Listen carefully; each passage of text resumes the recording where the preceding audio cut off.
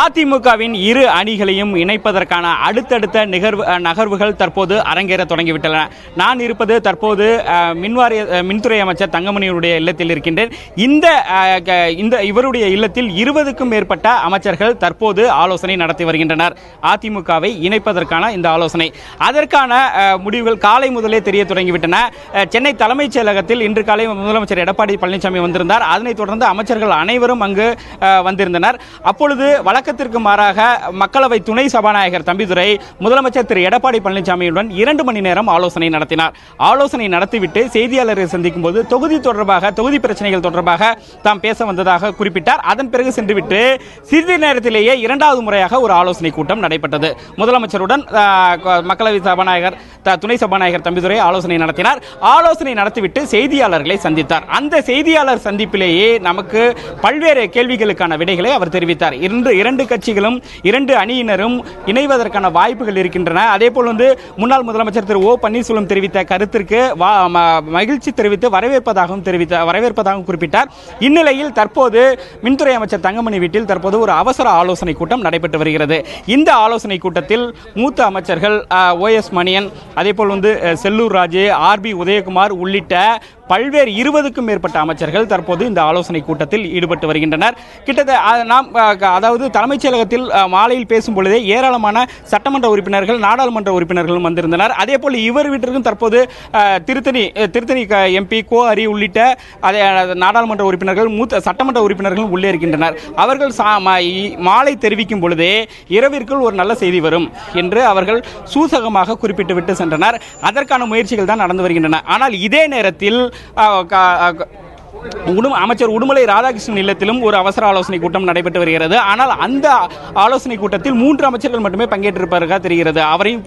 அவர் உட்பட உடுமலை ராதாகிருஷ்ணன், அதே போல் சுகாதாரத்துறை அமைச்சர் டாக்டர் விஜயபாஸ்கர், உணவுத்துறை அமைச்சர் காமராஜ் உள்ளிட்ட 3 அமைச்சர்கள் மட்டுமே அங்கு இருப்பதாக கூறப்படுகிறது. அங்கு ஒரு ஆலோசனை கூட்டம் நடைபெற்று வருகிறது. அவர்கள் அனைவரும் திரு அதிமுகவின் துணை பொதுச் செயலாளர் TTV தினகரனுடைய நெருங்கிய ஆதரவாளர்கள். ஆனால் தற்போது இங்கு அமைச்சர் திரு தங்கமணி, அதே போல் அமைச்சர் திரு SP வேலுமணி உள்ளிட்ட மூத்த அமைச்சர்கள், அதாவது முதலில் அதிமுகவின் பொதுச் செயலாளராக திருமதி சசிகலா வர வேண்டும் என்று குரல் கொடுத்ததோடு அவர் முதலமைச்சராக வேண்டும் குரல் கொடுத்தவர் RB உதயகுமார், வருவாய்த்துறை அமைச்சர். அவரும் தற்போது இந்த ஆலோசனை கூட்டத்தில் தான் பங்கேற்றுள்ளார்.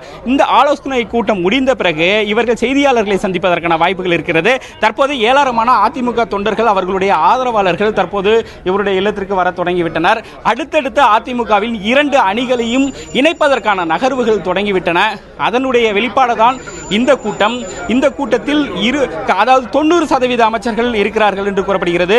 மொத்தம் 32 அமைச்சர்கள், அதில் 90% அமைச்சர்கள் இவருடைய இல்லத்தில் தற்போது ஆலோசனையில் ஈடுபட்டு வருகின்றனர். இந்த ஆலோசனை என்பது சுமார் 1 மணி நேரத்திற்கும் மேலாக நடைபெற்று வருகிறது.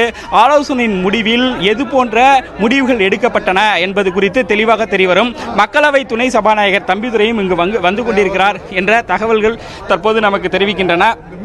தற்சமயம் இந்த கூட்டத்தில் அடுத்த கட்டமாக 2 அணிகளையும் இணைப்பதற்கான என்ன முயற்சிகள் மேற்கொள்ளலாம், என்ன நடவடிக்கைகள் மேற்கொள்ளலாம் என்று பெரும்பாலான அதிமுகவின் அமைச்சர்கள் தற்போது இங்கு ஆலோசனை நடத்தி வருகின்றனர். அந்த பிறகு இறுதியாக ஒரு முடிவு எடுக்கப்படும்.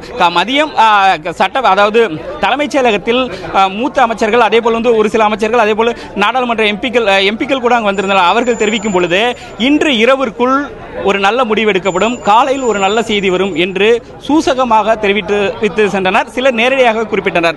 அப்படி இருக்கும் பொழுது தற்பொழுது இந்த கூட்டம் ஒரு அதி முக்கியத்துவம் வாய்ந்த அரசியல் நகர்வாக அதிமுகவில் பார்க்கப்படுகிறது.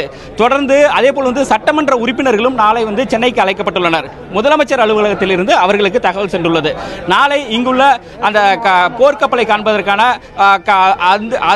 அதை பார்ப்பதற்காக வரவழைக்கப்பட்டதாக கூறப்படுகிறது. அவர்கள் நாளை 7:50 மணிக்கு அனைத்து நாடாளுமன்ற உறுப்பினர்களும் அங்கு துறைமுகத்திற்கு வர வேண்டும், சட்டமன்ற உறுப்பினர்களும் துறைமுகத்திற்கு வர வேண்டும் என்று முதலமைச்சர் திரு எடப்பாடி பழனிசாமியினுடைய அலுவலகத்தில் இருந்து செய்தி போயிருக்கிறது.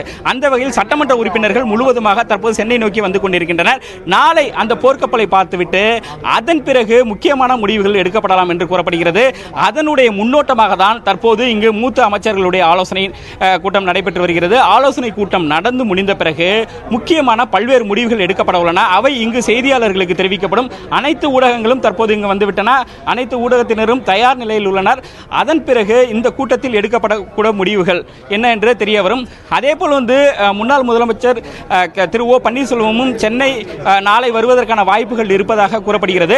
மேலும் இவர்கள் இந்த இரண்டு தரப்பினரிடம் பேசுவதற்கு ஒரு குழு அமைக்கப்பட்டுள்ளதாகவும் தெரிகிறது. அந்த குழுவினரும் அவர்களிடம் இரு தரப்பினரும் பேச்சுவார்த்தை நடத்தி வருகின்றனர் என்றும் தகவல்கள் தெரிவிக்கின்றன, கூறப்படுகின்றது.